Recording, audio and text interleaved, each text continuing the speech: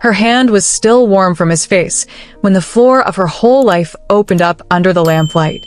A second ago, there had been only the two of them and the quiet and the terrible nearness of a man she had walked in hating. Now there was a photograph on the table, old and framed, and a woman laughing inside the glass, and Amara could not breathe around it, because she knew that face. She had carried that face across an ocean. It was her mother. If you are new here, you walked in at the worst possible second, and I am not slowing down because she does not get to slow down either. One day ago, this woman was carrying a tray. Tonight, a man who can erase the internet through his body between her and a moving car, and now she is standing in his safe house, looking at her own mother in a stranger's frame. The man beside her mother is why she came to this city at all. She just never expected to find his picture here. And the most dangerous man in the city, the one whose face never moved, watched two halves of his hidden life slide toward each other across a lamplit room and could not stop it. "Sephiu," he said again, like the name was rewriting everything he thought he knew. "Your mother, what was her name?" And on the table between them, lighting up cold and silent in the warm dark, the phone began to ring again. No name. Blocked. The same caller. The one person on earth who frightened him. Both of them looked at it. Neither of them moved. That is exactly where we left them, and that is exactly where this begins. Then Min Jae did the one thing a man like him never does. He let it ring. He did not look at the screen. He did not lift it to his ear and go still and lethal the way he had an hour ago. He stood there and let the one person who frightened him scream silently into a dark table, and he kept his eyes on Amara, and the phone rang and finally gave up and went black on its own. He had chosen her question over the call. In his world, that was not a small thing.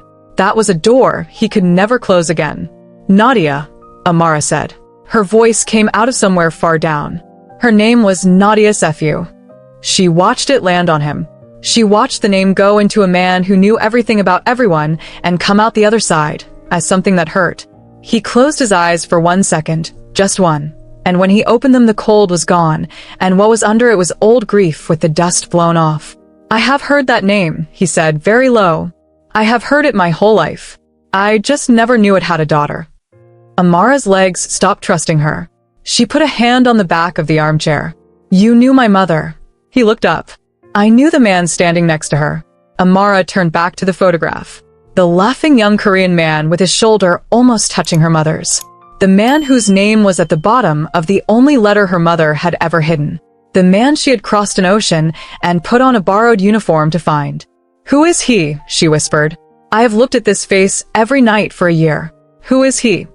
Min Jae looked at the dark phone, then at her, and made himself say it. "He is older now. His hair is silver. He does not laugh like that anymore." A breath. And 2 minutes ago, he was the one calling this phone. The room tilted. The man she had searched a whole city for, the question that had pulled her across the world, had been one phone call from her this entire time. And he was the one person who could make Kong Min Jae go still and lethal in the dark. "Say his name," Amara breathed. "Han Tae-sung." Min Jae said it like setting down something heavy. "Chairman Han. The man I answer to. The man who taught me a long time ago exactly how it feels to have something taken." His eyes found hers and held.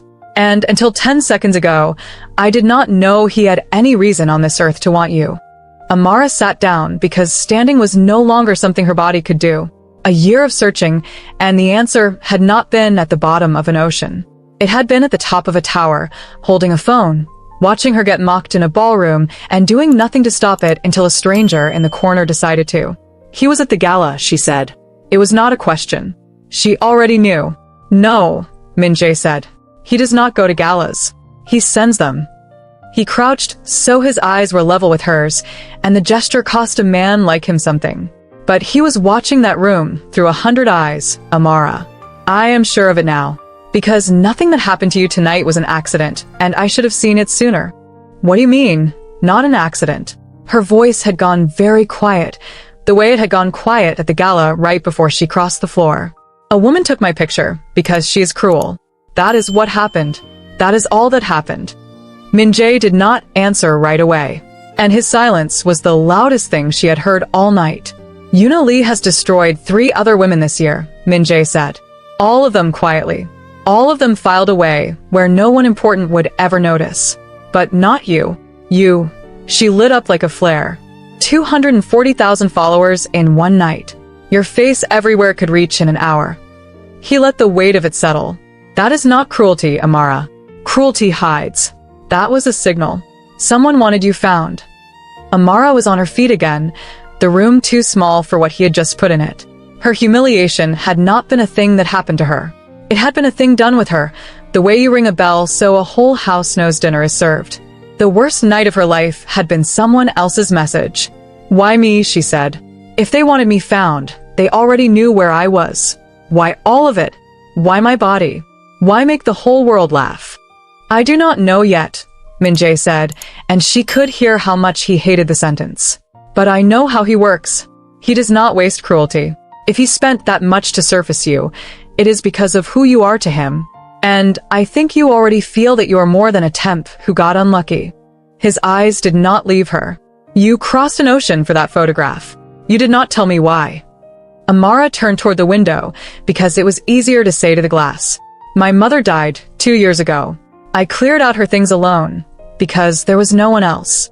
Her voice stayed level by force. There was a letter she had hidden inside the lining of an old coat. Korean handwriting I could not read. A photograph, the twin of that one. And one name in letters I could read, written over and over like she could not stop.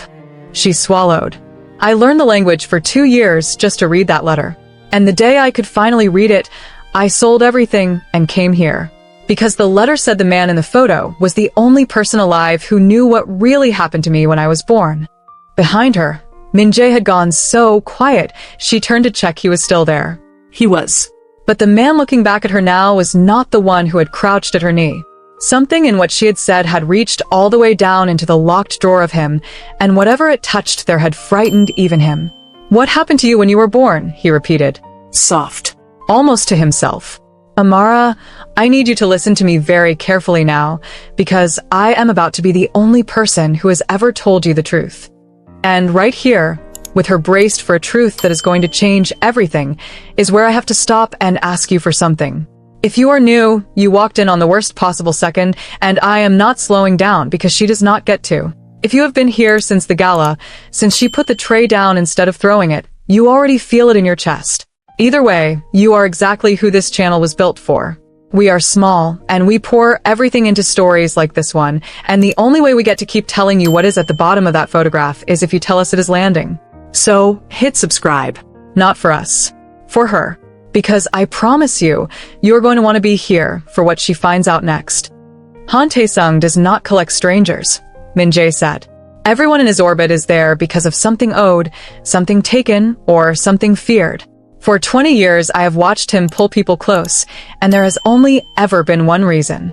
He took another step. He keeps people he believes belong to him. And tonight, he spent a fortune in cruelty to make sure the whole world handed you to him. His voice dropped. He thinks you are his, Amara. I do not yet know how. But he does. I do not belong to anyone. It came out of her like the word delete had come out of her at the gala, low and unshaking and absolutely sure. Not to him. Not to you. I belong to a dead woman in a coat lining and to nobody else on this earth.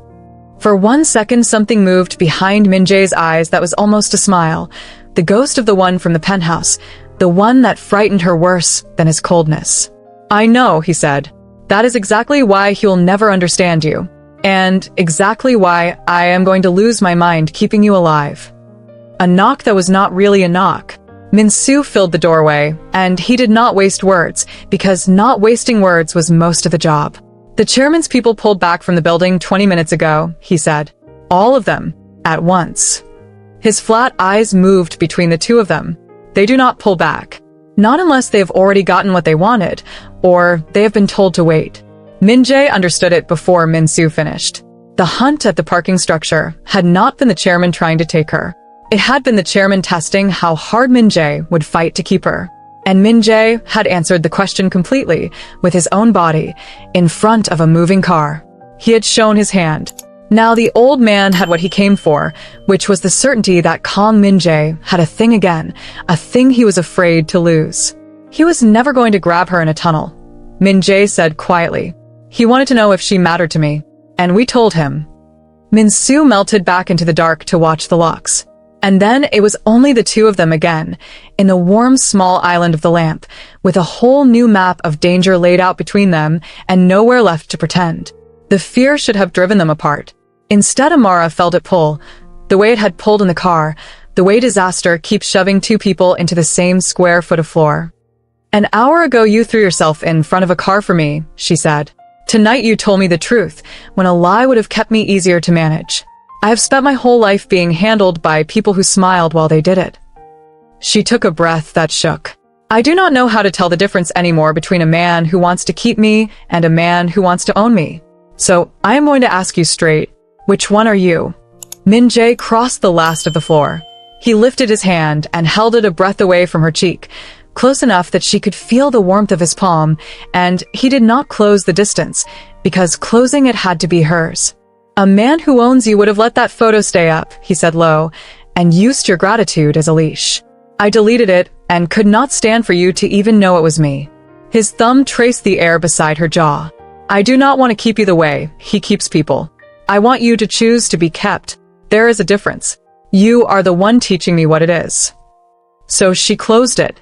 She leaned the last inch and let her cheek come to rest in his palm, and this time it was her choice, and they both knew it, and the most dangerous man in the city let out a breath like he had been holding it for 9 years. For a long moment, neither of them moved. The city burned cold and far below the glass, and the lamp burned warm and close, and the war waited outside the locks, and in here there was only the place where her face met his hand. He brought his forehead down to rest against hers. That was all. No more than that. A man who measured every motion for 9 years gave her the smallest, most careful closeness he had, and somehow it was more than any grand thing anyone had ever offered her. "We cannot stay still," he murmured against her. "Not with him.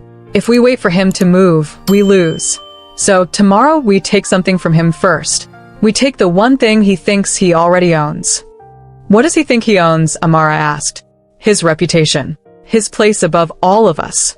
The certainty that no one in this city would ever dare to cut him." Min-jae's mouth curved, and for once it was not the ghost of a smile, but an actual one, cold and beautiful, and aimed past her at someone else. And the woman who did his dirty work at the gala. Yuna Lee believes she is untouchable because she belongs to him. Tomorrow we are going to prove to the whole city that she is not. And we are going to let her watch us do it. They did not sleep. They planned. And somewhere in the gray hours, the fear in Amara turned, for the first time since the laughter at the gala, into something with teeth of its own. Not the hope that someone would save her. The hope that she might get to swing back. By the time the city went gray, she understood the shape of it. Yuna Lee had built her whole life out of one thing, the certainty that her name opened every door in the city. So they were going to close the doors. All of them. At once.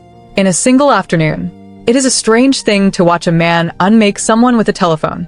Min-jae did not raise his voice once. He made 7 calls in an hour, and to each one he said almost nothing, and after each one another pillar of Yuna Lee's life quietly came down. A gala committee dropped her name. A fashion house lost her invitation. A members club found her dues unexpectedly refused. He did not threaten. He simply reminded powerful people which of 2 names they would rather keep, and they all chose the same one. Amara watched the whole thing from the edge of the bed, and 2 feelings fought inside her the entire time. One was the clean, shameful thrill of watching the woman who had tried to erase her get erased instead. The other was quieter and colder. This was what he could do with a phone in an hour. This was the power that had decided, last night, that she was worth keeping. It was glorious, aimed at Yuna. She made herself remember it could be aimed anywhere. By afternoon, the city had a new story to whisper, and it was not about the temp at the gala. It was about Yuna Lee, who had walked into the most exclusive members' salon in the city as she had 1,000 times before, and been stopped at the door. The staff were very polite about it. That was the cruelest design. No scene, no scandal, just a soft, regretful voice explaining that there had been a change to her standing, and a gentle hand at the small of her back guiding her back toward the door she had always sailed through. The whole room watched over the rims of their glasses, and not one of them rose to help her, because helping her was no longer the safe thing to do. And then Yuna Lee, being turned out of the only world she had ever valued, looked up and saw who was standing inside it. Amara. In emerald that fit her like it had been poured on, her hair swept up, a thin gold chain at her throat, standing exactly where Yuna had always stood, watching exactly the way Yuna had always watched. Not gloating. Worse than gloating. Calm. As if Amara had every right to be there, and Yuna had never had any at all. For a moment the two women simply looked at each other across the gleaming floor, and the whole arc of one night turned over between them. The tray set down so it would not be thrown. The phone held up so the women could see. Now the photograph erased, and the photographer at the door. "You did this," Yuna said. Quiet. Shaking. "You and him." "No," Amara said. "You did this. The night you decided my body was a joke you could tell to 240,000 people." She let it sit. "I just stopped apologizing for existing in your world. Turns out that was all it took." It should have felt like a victory. For 3 whole breaths, it did. Amara stood in the room that had been built to keep women like her at the door, and the woman who had tried to break her was the one being shown out, and something in her chest that had been clenched since the gala finally, briefly, opened. This was what it felt like to stop swallowing. She wanted to hold the feeling forever. If you are still in this room, still standing where Amara is standing, do one thing so I know you are real. Drop the single emoji that matches what your heart is doing right now, because I have a feeling it is not steady. Tell me where in the world you are watching from, and what time it is where you are, because somewhere out there it is the middle of the night, and you cannot stop, and I want to know. Then stay close to me.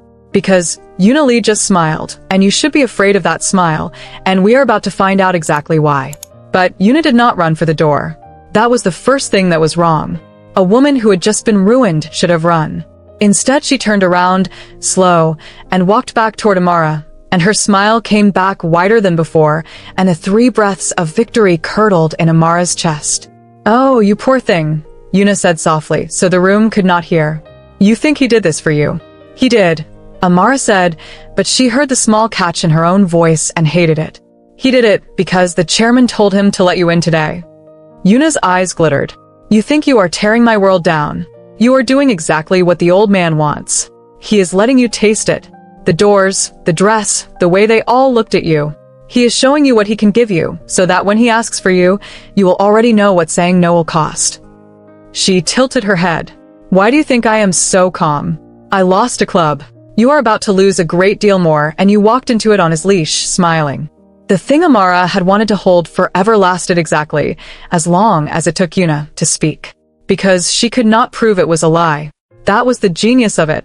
Min-jae had unmade Yuna in an afternoon, and she had let herself believe it was love. But she had no way to know whether the doors had been closed for her, or open for the chairman, or both. The taste of power went to ash on her tongue. "You are lying," Amara said. "Maybe." Yuna shrugged one elegant shoulder and finally turned for the door. "But now you will look at every door he opens for you and wonder. And that, sweetheart, is worth more to me than the club." And then she was gone, out into the bright afternoon, ruined and somehow still victorious, and Amara was left standing in the beautiful room she had thought she had won, no longer sure she had won anything at all. The poison did its work fast. By the time she reached the car, every good thing about the day had a second, darker shape underneath it. She did not tell Min-jae what Yuna had said. That was the first crack. She climbed into the car beside him and let him believe the day had been the clean victory he had built it to be, and she smiled when he touched her hand, and inside, she was turning Yuna's words over and over like a stone she could not put down. He is showing you what he can give you, so that when he asks for you, you will already know what saying no will cost. The not telling sat in her chest all the way back, heavy and secret, the first thing she had ever kept from him. Min-jae knew. Of course he knew. A man who read the back of Min-soo's neck across a ballroom felt the small new distance in her like a draft under a door. "Something happened in there," he said. "After the salon. You went somewhere I cannot follow." "I am tired," Amara said. It was almost the truth, which is what made it the worst kind of lie. "It has been the longest day of my life." He looked at her a moment too long. Then he let it go, because he had spent 9 years respecting the locked drawers of other people, and he gave her hers. That was the tragedy of it. His kindness was exactly what let the poison grow. She found it that night, when Min-jae was in the next room and Min-soo was at the locks. A phone. Small, black, plain, lying on the nightstand on her side of the bed. Not hers. Not his. It had not been there an hour ago. The same impossible arrival as the black envelope under her locked door. The same message underneath it. We can reach you anywhere. Even here. Even now. Even in the one room he swore was safe. Her hands had gone cold before she even picked it up.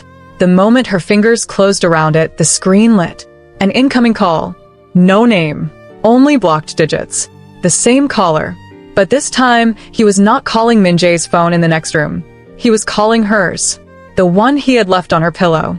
He had skipped the man who guarded her entirely and reached straight past every lock and every gun to put a phone in her hand and ring it. Amara looked at the door behind which Min-jae stood, unknowing. Then she looked at the glowing screen. And she answered it. Hello, Amara. The voice was old and unhurried and unbearably gentle, which was so much worse than cruelty. Do not call for him. He cannot help you with this. And if you bring him, you will only make me take something from him to teach him manners. We do not want that. Neither of us wants that. Her mouth had gone to sand. Who are you? You have my photograph, the old voice said, warm as a grandfather. You have looked at my face every night for a year. Surely you can guess. Han Tae-sung, Amara whispered, saying it to him, not about him, made it real in a way it had not been before. You are the man in the photo with my mother.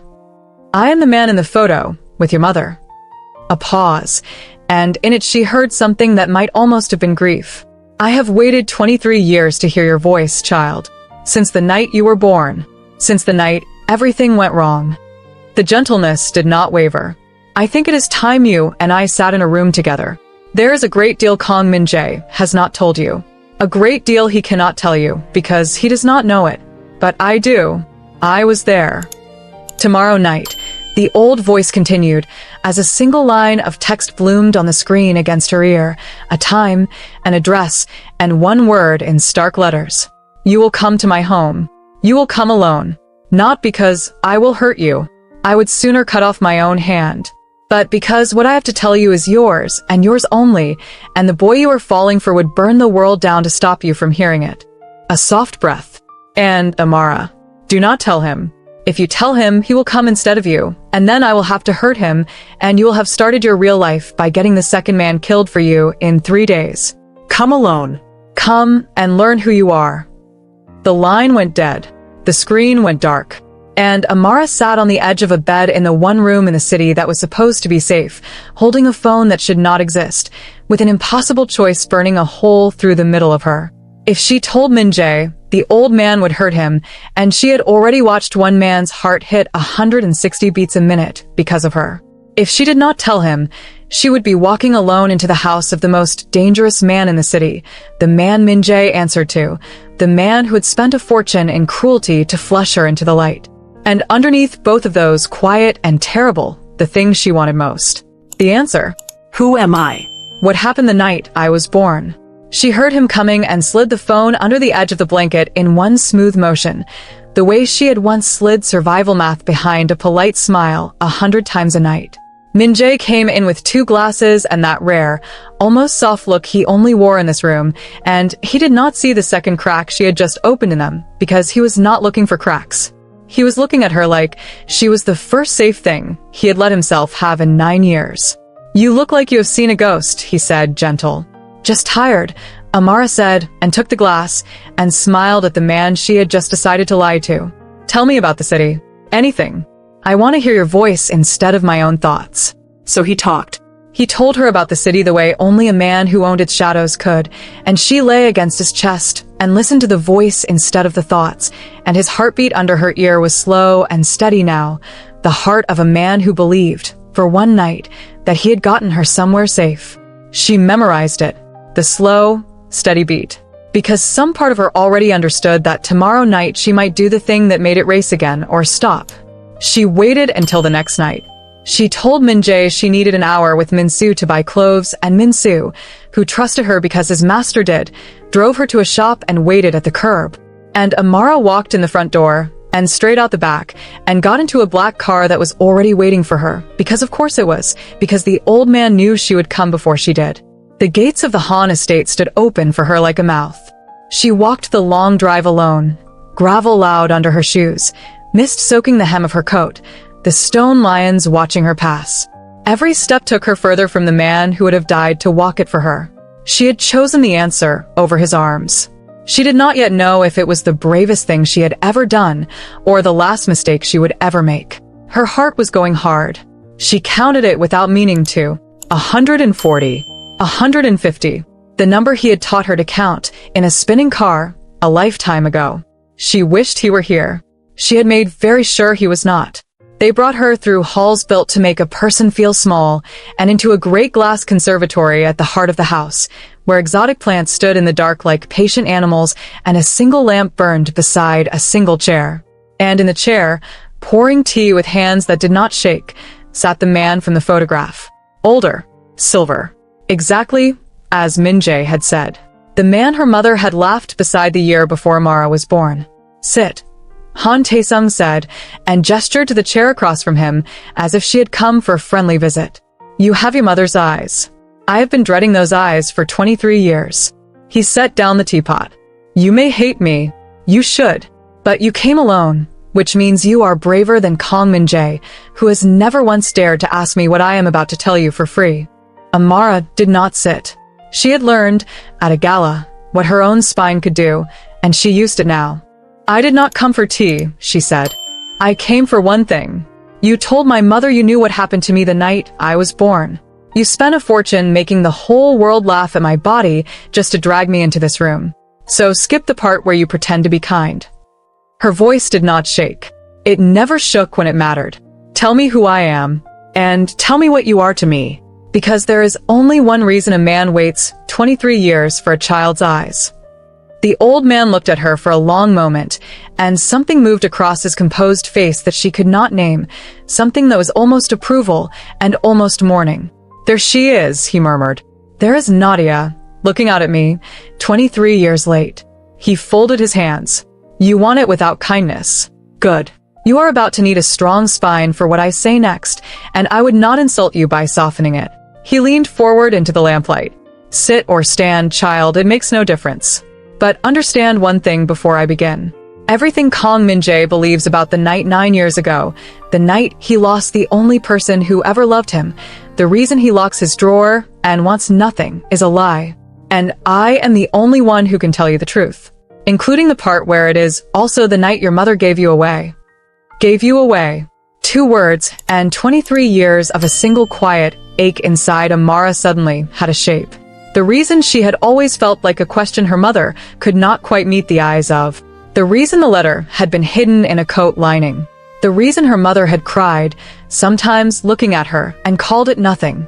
Amara reached for the back of the chair she had refused, because suddenly her legs did not care about her pride.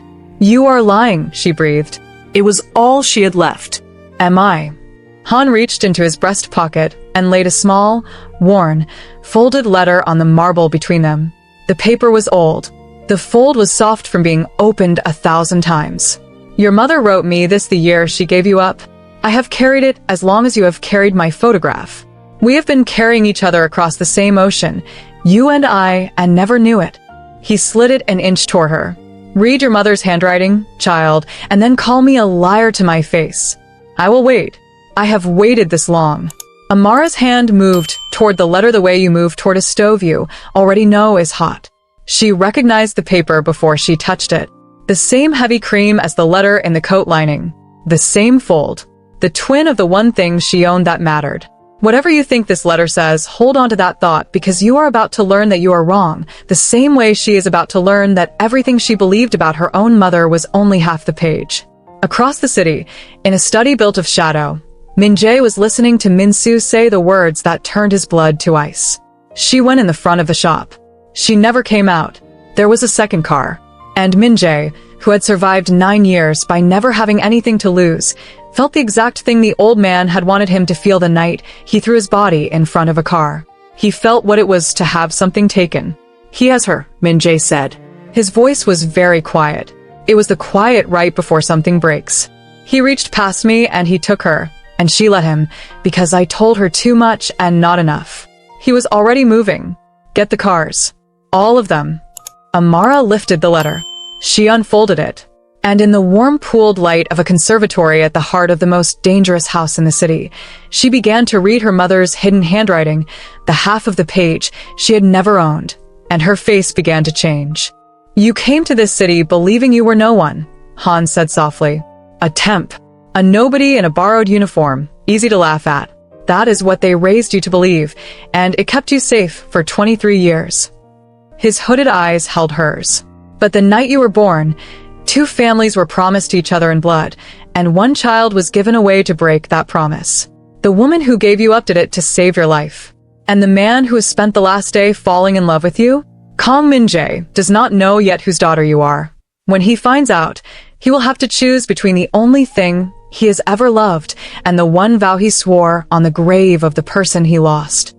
He rose from the chair, and he was taller than the photograph had ever let her imagine, and he reached out one weathered hand toward her, palm up, the way a man reaches for something that is always, in some buried legal and bloodied sense, belonged to him.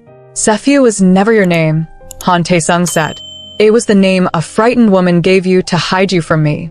Your name, your real name, the one written in the records of 2 families on the night of the promise, is the name I have come to give back to you at last. The letter slipped from Amara's fingers and drifted to the black stone floor.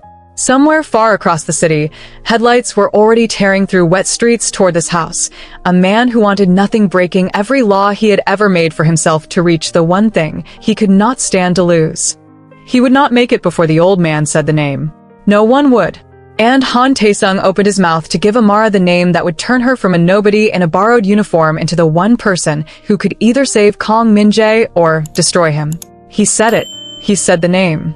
And Amara Sephiu, who had carried a tray and put it down instead of throwing it, who had crossed an ocean for a photograph, who had walked alone up a misted drive into the house of the most dangerous man in the city, heard for the very first time the name that had been hidden from her since the night she was born. Her lips parted. The room tilted. Everything she thought she was came apart in a single word. And there, on the edge of her own name, is where I have to leave you, because that is exactly where part 3 begins. Whatever you just felt, hold on to it, because that is the feeling that gets part 3 made. You now know one name you did not know an hour ago, her mother's, Nadia, and it has only made everything more dangerous, not less. You still do not know the name the old man just spoke into that conservatory. You still do not know the lie Min-jae has believed for 9 years, or what is in the locked drawer, or what vow he swore on a grave, or what he will do when he learns whose daughter he has been falling for. And his headlights are already on the wet road, coming for her, too late. There is still the voice. There is still the drawer. And now there is a name that turns everything inside out. If you need part 3, you have to make this comment section impossible to ignore. Comment part 3 right now. Tell me whose side you are on, the old man's or Min-jae's, and do not stop until we hear you. We read every single one. Bring them.